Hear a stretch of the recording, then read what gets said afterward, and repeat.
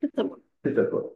Eh bien, merci beaucoup d'être là, d'avoir répondu présent à ce colloque que nous avons organisé avec Cheval et SHS. Merci de me donner l'opportunité de vous parler.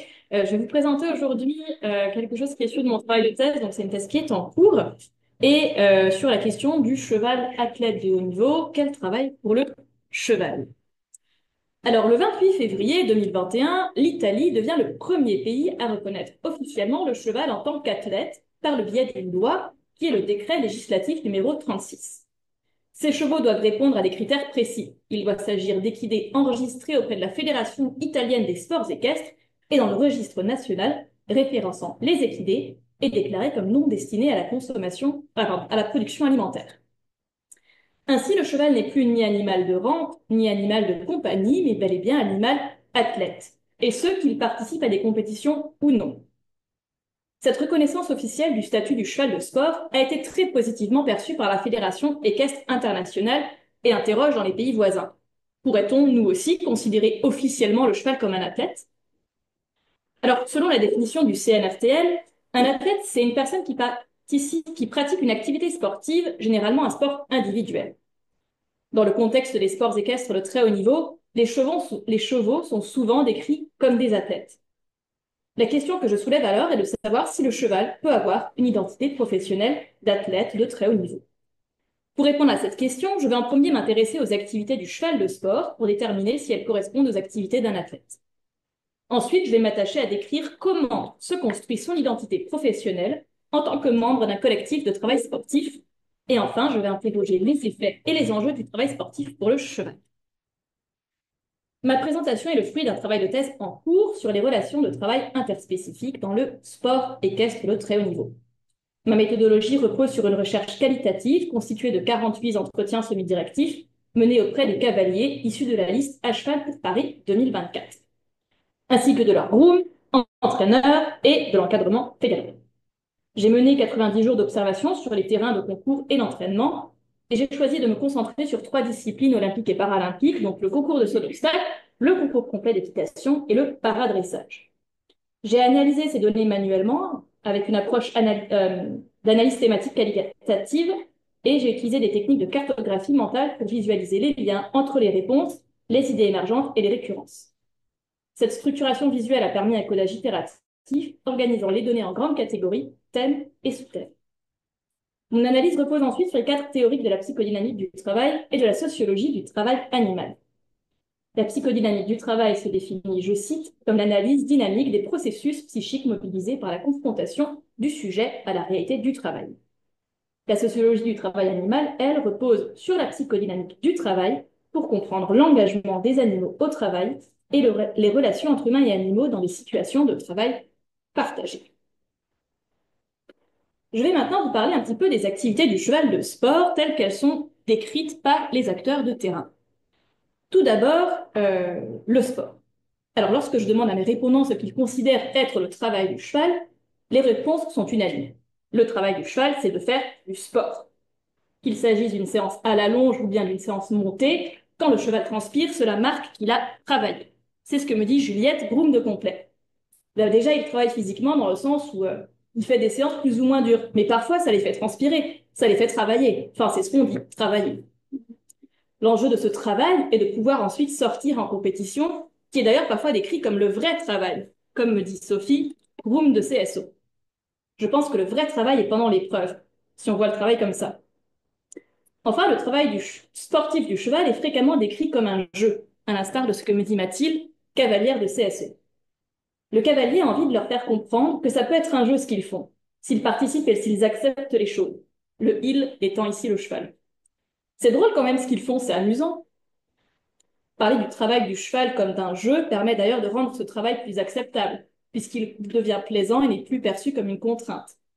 Le philosophe du sport Jason Holt propose d'ailleurs une conception du cheval de sport comme un partenaire de jeu, capable d'en comprendre les règles et de consentir à participer à des choses qu'il décrit comme inutiles, c'est-à-dire le franchissement d'obstacles en CSO ou encore l'exécution de figures de dressage. Une autre activité du travail du cheval de sport consiste à accepter de se faire soigner. En effet, un cheval de sport bénéficie de l'attention des grooms, des vétérinaires, des maréchaux ferrants, des dentistes, des masseurs, des ostéopathes, etc. Toutes ces personnes interviennent auprès du cheval pour lui prodiguer des soins qui n'ont rien de naturel et dont les enjeux peuvent être pluriels. Il y a des soins qui permettent d'assurer la santé des chevaux. Il y a aussi des soins dits de confort, à l'instar des mésothérapies ou des piqûres contre l'arthrose, dont l'objectif est de faire durer plus longtemps le cheval, notamment dans sa carrière sportive. Il y a des soins pour soigner lorsque le cheval est blessé et des soins pour masquer un problème en compétition. À l'instar du travail sportif, le cheval apprend à accepter ses soins, dont il peut ou non percevoir l'utilité, comme me le raconte Martin, masseur pour chevaux. Il masse un cheval et me dit: le cheval, quand je l'ai massé la première fois, il me mordait et me tapait, il se levait et il fallait quelqu'un pour le tenir. Et là, regarde-le. Le cheval bâille, s'étire, tend l'encolure, se lèche les lèvres et tourne sa tête vers Martin. En fait, les chevaux, ils apprennent qu'ils vont avoir mal sur le coup, mais ça ira mieux après. Enfin, le cheval a une troisième activité, et pas des moindres, qui est de prendre soin. Cela s'observe tout particulièrement en paradressage et en complet. Sur le terrain, les acteurs du paradressage décrivent comment les chevaux prennent soin de leurs cavaliers, notamment pour les plus vulnérables. Cela passe par leur capacité à prendre sur eux et à intérioriser, comme me l'explique Manon, vétérinaire du paradressage. Mais pour autant, c'est des chevaux qui prennent sur eux, beaucoup, et qui doivent aller à l'encontre de leurs réflexes ancestraux. C'est-à-dire qu'un cheval de para, quand il a peur, il fuit pas, il s'arrête. Le cheval de paradressage, outre sa capacité à prendre sur lui, est aussi décrit comme capable de prendre en charge l'accomplissement de la performance. C'est ce que me dit Étienne, cavalier de paradressage. Je regarde un autre handicapé, qui est un tétraplégique à complet, qui s'appelle Peppo Push. Le gars, il monte à cheval, il monte enlevé, ses mains, elles partent dans tous les sens, et le cheval, il est là, il est rond, il est sédé, il est devant, et sa tête ne bouge pas. Enfin, à un moment donné, je ne sais pas comment les chevaux font. Cela s'observe aussi en complet, où les cavaliers cherchent à responsabiliser leurs chevaux, entre autres, afin entre autres de minimiser les prises de risques sur le cross. C'est ce que me dit Guillaume, entraîneur de complet. Si tu n'as pas l'adhésion, si tu n'as pas une compréhension et une possibilité de redonner au cheval son vrai rôle et sa propre responsabilité dans la perf, à un moment donné, ça accroche. Alors, à partir de ces activités du cheval de sport de haut niveau, est-ce qu'on peut dire qu'il est un athlète? S'il est difficile de donner une définition consensuelle de ce qu'est un athlète, je vais ici m'appuyer sur le sociologue du sport, Christian Pocciello, pour tenter d'en comprendre les ressorts. Un athlète, c'est une personne qui possède un capital socioculturel et économique qui le prédispose à la pratique de certains sports. Il est soumis à l'institution qui tend à gérer complètement son existence. Il construit sa performance par, je cite, l'acquisition d'un corps organique très solide, obtenu par la quantité de travail de moyenne tension qui le rend endurant et robuste. Il est entouré par une équipe médicale qui s'assure qu'il puisse performer en le maintenant dans un état relativement stationnaire de forme. Et il considère sa pratique à la fois comme un travail et comme un loisir qui lui procure du plaisir. Enfin, dans le contexte parasportif, athlète et guide sont dans une relation de don contre don. Le guide, en accompagnant l'athlète, prodigue un travail de care, tandis que l'athlète lui offre des opportunités uniques d'accéder au très haut niveau, par exemple. Je l'ai dit, l'enjeu du travail du cheval est la production de la performance sportive. Il possède un capital génétique et physique qui le prédispose à la pratique de certaines disciplines. Son existence est entièrement gérée par les besoins du cavalier et de l'institution. Sa performance découle d'un entraînement rigoureux qui est considéré comme son travail. Il est entouré d'une équipe vétérinaire qui s'assure qu'il puisse performer. Son travail est aussi décrit comme un jeu dans lequel il peut s'amuser. Enfin, le cheval est soigné par son cavalier dont il prend soin en retour. En ce sens, le cheval correspond donc à la définition donnée d'un athlète. Si le cheval correspond bien à cette définition d'un athlète, est-ce qu'on peut dire pour autant qu'il a une identité professionnelle d'athlète?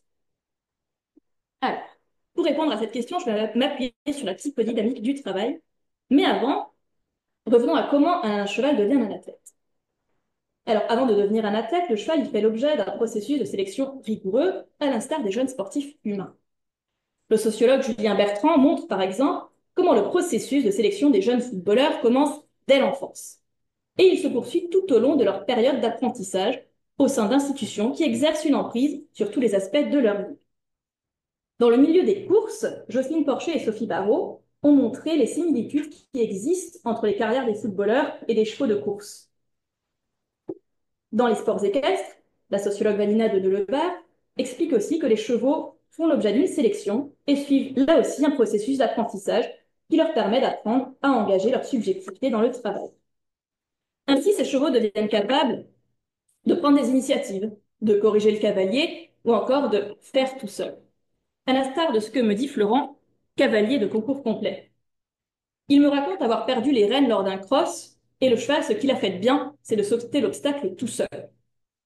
Le cheval, par un processus d'apprentissage, acquiert donc une intelligence situationnelle qui va devenir le reflet de son professionnalisme, c'est-à-dire de sa capacité à entrer dans le travail réel et aller au-delà du travail prescrit, et surtout son engagement dans le travail est reconnu par les acteurs du terrain. Alors, selon le psychodynamicien Christophe Dejour, c'est par la reconnaissance au travail que se forge une partie de l'identité d'un individu. Il explique, je cite, qu'il apparaît que la reconnaissance, dont on peut bénéficier grâce au travail, s'inscrit très précisément dans la dynamique de construction et de stabilisation de l'identité. Grâce à la reconnaissance, le travail peut s'inscrire dans la dynamique dite de l'accomplissement de soi. Cette reconnaissance s'opère sous deux formes de jugement. Il y a le jugement d'utilité, qui est le jugement porté par la hiérarchie sur le travail accompli, et le jugement de beauté, qui est formulé par les pairs et juge du respect des règles de métier, de la créativité et de l'originalité du travail. À ces deux formes de jugement, Jocelyne Porcher ajoute le jugement du lien, qui est la reconnaissance du travail pour un animal. Enfin, la reconnaissance du travail pour un animal, c'est la qualité de la relation qu'il noue avec les humains. C'est à partir de ces jugements qu'est reconnue l'identité d'un individu et qu'il s'inscrit dans un collectif de travail. L'ergonome Sandrine Caroli définit le collectif de travail comme un ensemble de personnes qui partagent en commun des règles de métier, qui respectent les façons de faire l'activité de chacun et qui participent à soutenir les stratégies de préservation de la santé de chacun. Sur quoi on peut ajouter que ces individus partagent aussi un objectif commun, qui serait la performance dans le contexte du sport de haut niveau. Dans le contexte du travail animal, les travaux de la sociologue Jocelyne Porcher ont mis en évidence l'existence d'un collectif de travail interspécifique où l'affectivité est centrale pour l'engagement subjectif des animaux dans le travail, et où les animaux connaissent les règles liées à l'activité. Ils peuvent par ailleurs respecter ou non ces règles, à l'instar des vaches qui choisissent d'utiliser le robot de traite ou bien d'en bloquer l'accès aux autres vaches. À partir de ces travaux et de ceux du collectif Animal Lab, une définition du travail animal a été donnée comme étant l'effort physique et mental que doit fournir un animal au-delà des procédures et prescriptions pour atteindre les objectifs fixés. Jocelyne Porcher montre que travailler avec les animaux n'est pas seulement un enjeu de production de biens, mais a aussi et surtout des enjeux de production de liens. Travailler avec les animaux, c'est répondre, je cite, à un désir du vivre ensemble en bonne intelligence et en bonne amitié avec les animaux.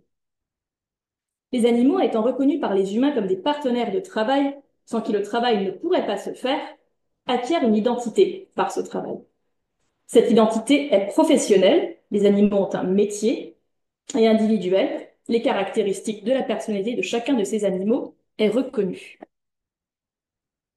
Dans les sports équestres de très haut niveau, les acteurs de terrain parlent du cheval comme d'un athlète, au même sens que le cavalier, et parfois même plus d'ailleurs, puisque le cheval peut être décrit comme le vrai athlète du couple. Ils reconnaissent aussi son engagement subjectif dans son travail. Ils expliquent par exemple que les chevaux connaissent le job, et même qu'ils cherchent à le faire bien, comme me dit Luc, cavalier de complet, quand il me parle de son cheval de concours. Il me dit, je pense que c'est un cheval qui veut bien faire. On lui a appris à sauter, il se sentirait pas très bien de pas faire le job et de passer à côté, tu vois. En psychodynamique du travail, nous pourrions dire que le cheval cherche à faire son travail dans les règles de l'art, pour sa satisfaction personnelle et celle du cavalier. C'est ce que Jocelyne a montré, notamment à partir du travail des chiens de berger. Elle explique que les chiens de conduite, border ou autres, veulent bien faire, et plus largement veulent que le travail soit bien fait, le leur bien sûr, mais aussi celui du berger. Ce faisant, cavalier et berger reconnaissent l'investissement de l'animal dans son travail, sa capacité à coopérer et sa connaissance des règles, et ainsi sa place au sein d'un collectif de travail. C'est aussi par cette reconnaissance du travail du cheval qu'il est possible de parler d'une identité professionnelle athlétique pour le cheval. Au regard de la psychodynamique du travail, nous pouvons dire que le cheval acquiert, par son engagement dans le travail, par la reconnaissance de son travail et par son appartenance à un collectif de travail sportif, une identité professionnelle d'athlète. Mais quels effets est-ce que tout cela, ça peut bien avoir sur le cheval? Alors, tout d'abord, on observe une dichotomie dans la façon dont le cheval est perçu. entre un objet d'un côté, un sujet de l'autre. Le sociologue Pierre Parleba écrit en 1975 que le corps du sportif de compétition est un corps machine appartenant à un collectif machine. En 2021, la philosophe Isabelle Keval tient des propos similaires, montrant que le corps du sportif tend de plus en plus à se machiniser. Elle dit aujourd'hui, la machine n'est pas simplement le modèle, elle est intégrée au corps. Le corps est fusionné avec l'artifice, technologisé. Soumis aux injonctions du sport, le corps de l'athlète est son outil de travail, dont le sportif apprend à se servir comme d'une machine, comme l'explique encore Loïc Vacan en parlant des boxeurs. Apprendre à boxer, c'est faire de l'organisme une machine à donner et à recevoir des coups de poing, mais une machine intelligente, créatrice et capable de s'auto-réguler. Enfin, le corps du sportif fait l'objet de recherches académiques dont l'enjeu est de pouvoir proposer un accompagnement scientifique à la performance afin de maximiser ses capacités. Le cheval, lui aussi, il est considéré comme un objet, notamment dans sa fonction technique, c'est-à-dire lorsqu'il s'agit d'améliorer ses capacités. Ainsi, les acteurs de terrain réifient le cheval lorsqu'ils décrivent son travail sportif, à l'instar de ce que me dit Guillaume, entraîneur de complet. Il me dit ce qui est important, c'est que tu économises la machine. Tu vois les chronos, le cavalier, il n'a pas tiré sur la bécane. Tu regardes passer les gars, ceux qui préparent trop, ils bouffent de l'énergie et le réservoir est fait. La réification du cheval a pour effet de rendre plus acceptable son éventuelle exploitation, puisqu'une machine ne peut pas souffrir et peut être entièrement consacrée à la performance. Le cheval n'est cependant pas uniquement considéré dans cette dimension réifiée, bien au contraire. Il est avant tout décrit comme un être sensible, notamment lorsque les enquêtés parlent des relations qu'ils ont avec les chevaux. La reconnaissance de l'individualité des chevaux est décrite comme un gage de l'établissement d'une relation de confiance. Au travers de mes 48 entretiens, j'ai enregistré plus de 109 adjectifs différents pour décrire les chevaux. Guerrier, farceur, gentil, émotif, malin, câlin, intelligent, j'en passe et des meilleurs. Cette relation de confiance qui s'établit au travers d'une relation affectueuse que nous, humains et chevaux, est nécessaire pour assurer la volonté des chevaux de s'engager dans la performance et de se donner. C'est ce que me dit Mathilde. Ah mince, je ne l'ai pas noté. C'est pas grave, je vous la cite. Mathilde, quand elle me parle de son cavalier, elle me dit, Maxime, il passe, il va caresser les chevaux, il va leur donner des carottes. Enfin, il est obligé d'avoir cette relation parce que c'est ce qui fait que dans une situation un peu difficile, le cheval, il a envie de se donner autant que le cavalier.